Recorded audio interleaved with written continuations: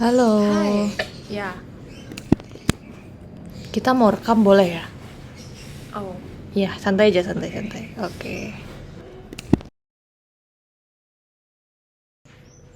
jujur, eh, dulu aku nggak terlalu mikirin tentang work stuff sih.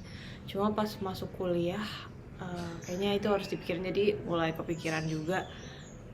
In some occasion, aku kayak nonton drama Korea tentang work and corporate, terus kayak CEO stuff. Terus kayak ngeliat TikTok juga tentang pencapaian-pencapaian orang di bidang pekerjaan mereka.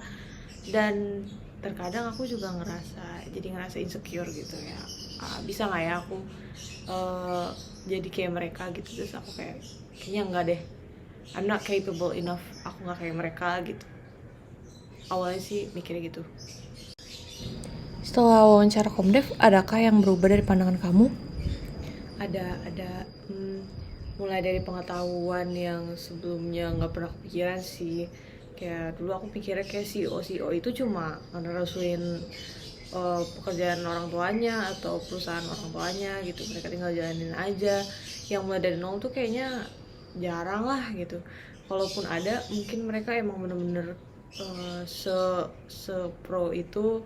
Jadi menurut aku nggak akan bisa lah jadi mereka gitu. Padahal ternyata di luar sana banyak banget loh orang yang emang mulai dari nol, orang-orang muda yang memulai segalanya dari nol. Dan memang gak gampang, tapi nggak impossible like sebelumnya aku pikir gitu.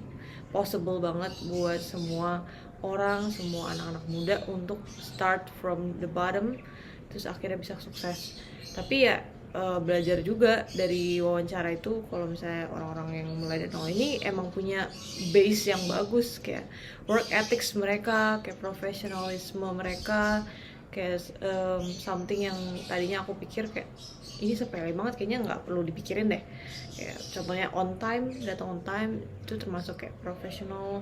Dan menjadi orang yang tanggung jawab, jujur, itu penting banget sih buat orang-orang di dunia pekerjaan tuh kayak gitu. Itu sih yang aku belajar dari uh, wawancara work ethics.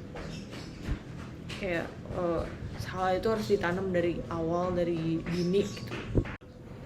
Ada nggak yang kamu rasakan atau apa yang ingin kamu terapkan di kehidupan sehari-hari?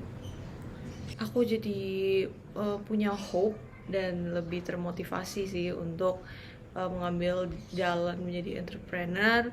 Selain itu aku juga pengen belajar yang benar, menimba ilmu, dan juga melatih diri dari sekarang untuk menerapkan work ethics dan profesionalisme di kehidupan sehari-hari gitu sih.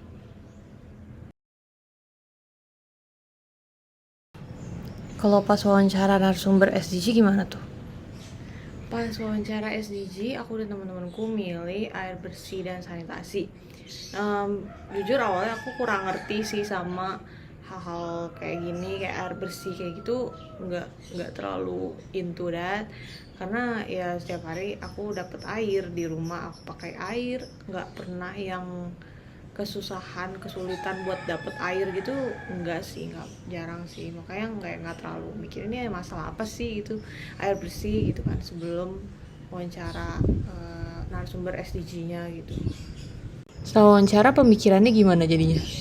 So wawancara ya of course, lagi-lagi aku disadarkan dan ngerasa bersalah banget karena selama ini aku kayak nggak mikirin masalah-masalah kayak gini, dan merasa masalah-masalah kayak gini tuh sepele banget lah. Kayak mungkin karena ya aku nggak pernah mengalami masalah tersebut. Di rumah aku dapet air, tapi ternyata masalah air bersih ini tuh nggak bisa disepelekan karena nggak jauh dari kita, dari masyarakat. Masih banyak banget orang-orang di luar sana yang kesulitan untuk mendapatkan air bersih gitu. um, dan masalah kayak gini tuh patut buat diangkat dan sampai di pemerintah gitu, untuk dipikirin pemerintah. Sejak itu ada nggak yang mau dilakukan di kehidupan sehari-hari? Ada banget. Start simple aja sih, aku nggak mau buang-buang air. Karena ya masih banyak orang yang belum seberuntung aku untuk mendapatkan akses air bersih. dan juga pengen naikin awareness tentang masalah ini sih, karena aku sadar anak-anak muda kayak aku ini masih banyak yang nggak ngerti tentang masalah ini, sama seperti aku yang dulu gitu.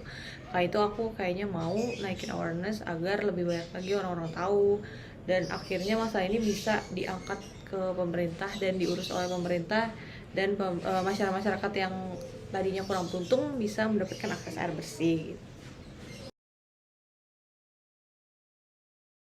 Selain itu ada kegiatan pengabdian masyarakat yang mau dilakukan nggak? Aku mau coba yang deket-deket dulu, mungkin in the orphanage, membantu orang-orang dan teman-teman yang kurang beruntung. Aku bisa kasih apa, aku akan bantu kasih, mungkin mulai dari tenagaku kalau misalnya memang aku belum mampu untuk memberikan materi, dan tapi ke depannya mungkin kalau misalnya aku udah mampu, aku bisa kasih materi, aku kasih materi, tapi ya semampuku aja sih, dari hal-hal simple. Terus kayak mau menggunakan sosial mediaku untuk hal-hal yang lebih berguna sih, kayak naikin awareness kayak yang tadi sebelumnya aku pernah kasih tahu ya, yang tentang SDG air bersih. Mungkin bisa naikin awareness, bantu teman-teman yang kurang beruntung untuk mendapatkan akses air bersih atau masalah-masalah lainnya, supaya banyak orang tahu dan bisa lebih banyak lagi orang yang ikut membantu. Ada nggak makna yang didapatkan setelah melakukan wawancara 2 topik sebelumnya? Banyak, aku dapat banyak makna. Cuma kalau misalnya bisa diringkas, aku belajar tentang work ethics. Semua orang bisa kok jadi entrepreneur kalau misalnya mereka memang dari dirinya sendiri punya kesadaran untuk menerapkan profesionalisme dan work ethics, seperti ya tanggung jawab, jujur, dan hal-hal sepele seperti be on time kalau misalnya udah ada janji sama orang. Ya, dan juga kayak komunikasi itu penting juga sih. Dari hasil wawancara SDG aku belajar apa itu SDG itu sendiri ya.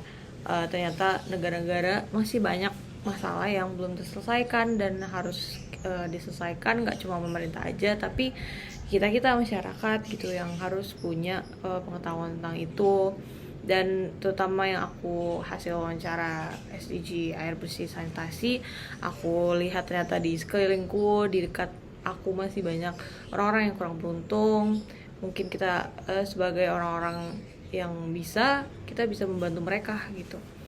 Yeay, udah sih gitu aja pertanyaan. Oke. Thank you, Oke. thank you. Iya. Thank you, Bye. thank you. Thank you.